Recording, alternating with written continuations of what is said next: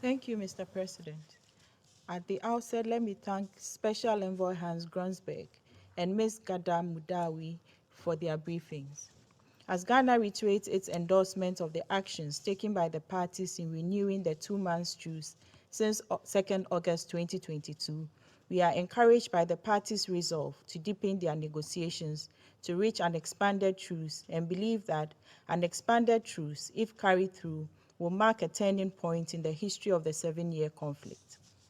We therefore reiterate our call on the parties to seize this favorable moment and give peace a chance by considering the proposals for expanded truce of the UN Special Envoy, which has the potential of being transformed into a nationwide ceasefire to create the needed environment for the resumption of the Yemeni-led political process under the aegis of the UN. We commend the Special Envoy and the entire UN team, as well as all other stakeholders involved in the negotiating process, for their tireless efforts and encourage the further work required to bring peace, security, and development to Yemen. In this regard, we urge the Special Envoy and his team not to relent in their efforts, but to continue to be resolute in their pursuit and focus on the requirement of peace for the benefit of all Yemenis. We stress the importance of the full, effective, and meaningful participation of Yemeni women in all stages of the peace process and applaud their long demonstrated willingness and capacity to engage in communal and national efforts at resolving the conflict. Mr. President, the benefits of the truce are manifestly visible for all to see.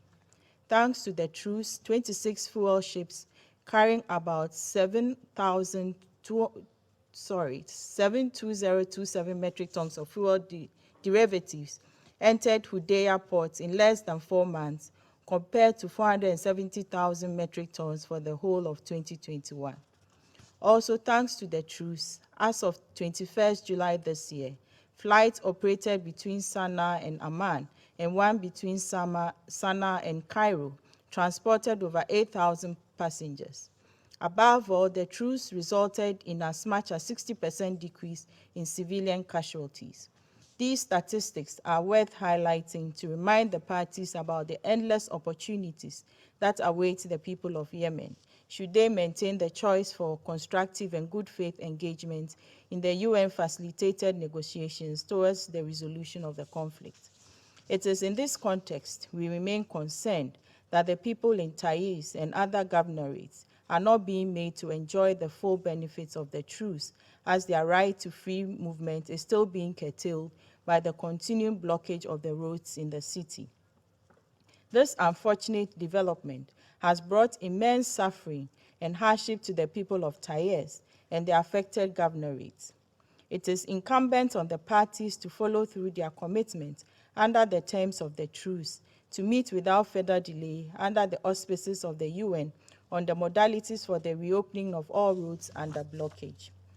We note that, notwithstanding the general lull in military activities by the warring factions inside Yemen and across its borders, there was a reported attack that injured 11 boys and girls in Taiz on 24 July this year. We condemn in no uncertain terms such attacks and call on the perpetrators to desist from such actions, as they have the tendency to undermine the truce and reverse the marginal progress made. Even as we observe significant reduction in civilian casualties since the beginning of the truce, the humanitarian situation in Yemen continues to remain severe. According to the WFP, about 17.4 million Yemenis are food insecure, and the number is projected to rise to 19 million by the end of the year. Sadly, the plight of the affected population is exacerbated by the current global rise in food prices. We call for the sustained support of donors to help shore up and bridge the funding gap of the Yemen Humanitarian Response Plan to ensure continued assistance in required quantities to the people in need. Also, the high risk of catastrophic oil spillage from the FSO Safa in the Red Sea and the likelihood of a major humanitarian and ecological disaster stemming from such a spillage remains a matter of great concern to us.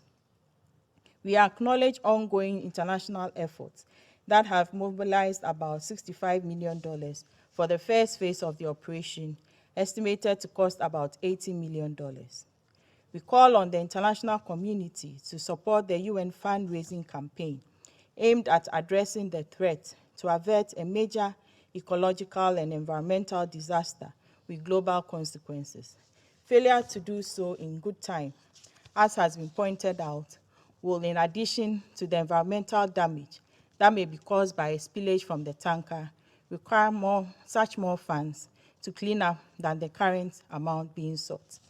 In conclusion, we call on the conflicting parties in Yemen to fully honor their obligations under the terms of the truce and to double their efforts towards agreement on the expanded truce proposal of the UN Special Envoy for the benefit of the Yemeni people.